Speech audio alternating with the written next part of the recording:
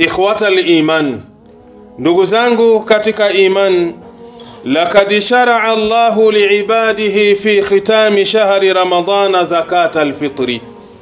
Hakika Mwenyezi Mungu Subhanahu wa Ta'ala ameweka sheria kwa viumbe vyake pindi unapokuwa mwezi mtukufu wa Ramadhan umefika mwishoni, watu kwenda kuitekeleza ibada ya kutoa zakatul fitri. Wa hiya zakatun ani nafsi wal badani, nayo ni zaka ambayo inahusiana na upande wa nafsi ya mwanadamu na upande wa mwili wa mwanadamu. Walaysat zakata anil mali, na hii sio zaka ambayo inahusiana na zaka ya mali. Watusamma alfitrata, na hii zaka huwa inaitwa alfitra, wa sadaqata alfitri, na vile vile inaitwa sadaka ya fitri.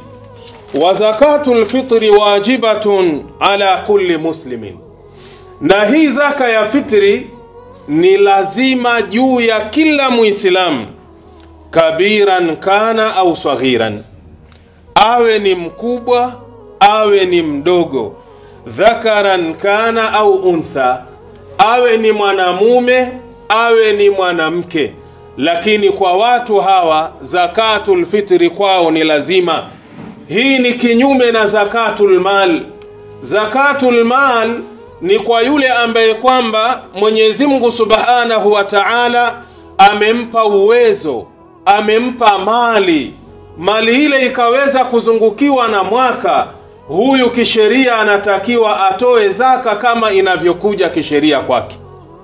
Lakini ukija zakatul fitri ambayo inatolewa mwishoni katika mwezi wa Ramadhan, hii ni zaka ambayo inamuhusu kila muislamu, awe mwanamume awe mwanamke, awe mzee awe mtoto. Hii zakatul fitri inamuhusu. Ani ibn Umar radhiyallahu anhuma qal, kutoka kwa Abdullah mtoto wa Umar, radhi za Mwenyezi Mungu ziwaendee wawili hawa, amesema farada Rasulullah sallallahu alayhi wasallam zakatal fitri, amefaradhisha mtume wa Allah, rehma na amani zimshukie yeye, zaka ya fitri. Swa'an min tamrin, ni pishi moja kutokamana na tende. Pishi ni kilo 2.5. Baadhi ya maulama wanasema ni kilo 3. Kwa hiyo mtume sallallahu alayhi wasallam amefaradhisha hii zaka ya fitri, swa'an min tamrin, pishi moja kutokamana na tende, au swa'an min sha'irin, au pishi moja kutokamana na ngano. Ala kulli hurrin, ni juu ya kila aliyekuwa huru, au abdin, au awe mtumwa, dhakarin, awe ni mwanamume, au untha, au awe ni mwanamke, minal muslimina, kutokamana na waislamu. Hawa wote wanahusika kwenda kutoa zakatu alfitri.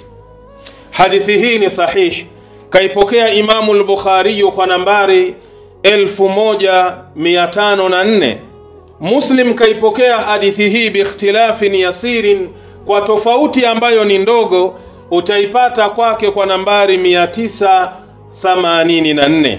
Sheikh Albani ameisahihisha hadithi hii fi sahihi Tirmidhi kwa nambari 676.